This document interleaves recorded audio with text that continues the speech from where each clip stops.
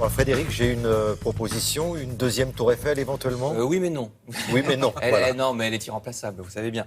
Alors, donc l'Expo 2025 pour laquelle concourt la France, ça se décidera dans 2 ans par un vote. C'est un peu comme la Coupe du Monde de football, hein, c'est le vote des pays participants.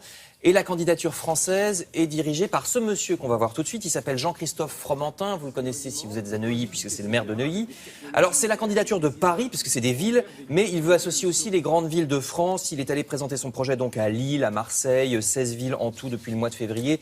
Des villes qui accueilleraient des réalisations de cette exposition universelle si elle a lieu. Il y a aussi eu Nantes ou Rennes qui participeraient et où il est allé présenter le projet. Mais bon, ça serait quand même plutôt à Paris que ça se passerait. Voyez ce schéma paru dans le Figaro. Paris intramuros et puis aussi plusieurs projets en banlieue parce que ça s'articulerait très très bien avec le projet du Grand Paris, vous savez, ce métro en grande banlieue parisienne. Et c'est pour montrer aux étrangers, si ça se fait, qu'il n'y a pas que Paris en France, il y a aussi la banlieue et la province. Bon, c'est souvent un handicap en France et les gens croient qu'il n'y a que la Tour Eiffel, justement. Alors à quoi ça ressemble? À quoi ça ressemble une exposition universelle?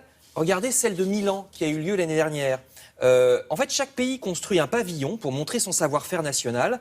En général, c'est un mélange entre la technologie moderne et sur une base des traditions du pays en question. Tous les pays, vous voyez, ou presque, sont représentés. Alors nous, à Milan, ça vous donne bien l'idée, on avait une boulangerie dans le pavillon de la France, entre autres. Hein, on avait une boulangerie. C'est le gros intérêt des expositions universelles. C'est très axé sur le développement économique des pays qui présentent donc leur activité traditionnelle et les perspectives d'avenir. Par ailleurs, ces expos universelles sont financées plutôt par le privé, pas trop donc par les impôts du pays organisateur. Et surtout, ça dure 6 mois, une exposition universelle. Donc beaucoup plus longtemps qu'une Coupe du Monde de football ou que des Jeux Olympiques. C'est l'intérêt. Donc ça attire beaucoup plus de touristes. En tout cas, croit-on. Et ça peut donc se rentabiliser plus facilement que des Jeux Olympiques ou une Coupe du Monde de football. Et puis l'idée surtout, c'est que ça a fait des monuments qui restent une exposition universelle. On va voir justement Paris qui a été façonnée par les expositions universelles. Celle de 1889, bien sûr, c'est la fameuse année où a été inaugurée la Tour Eiffel que voici sur ces images de synthèse. Merci.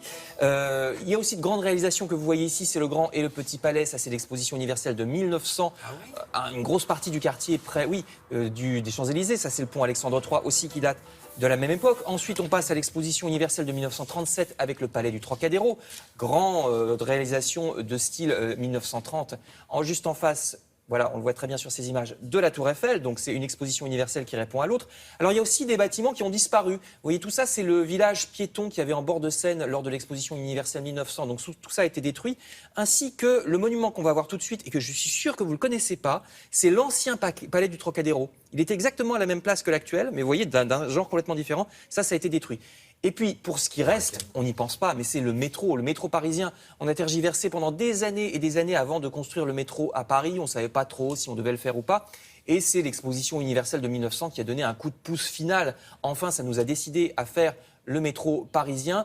Et c'est un peu ce sur quoi on compte pour les expositions universelles. Ça donne un coup de pouce à des réalisations. Je vous parlais du Grand Paris tout à l'heure. C'est vrai pour toutes les villes. À Lisbonne, par exemple, l'exposition universelle 1998 sur le thème de la mer, ça a permis la création de tout un nouveau quartier. Donc voilà.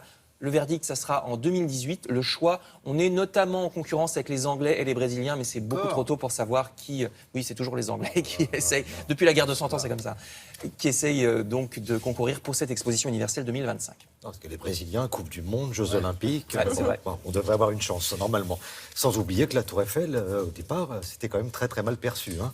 Vous vous souvenez ? Oui, alors ça c'est... les gens se sont acclimatés beaucoup plus vite qu'on ne le dit, mais c'est vrai qu'au départ, les artistes étaient contre.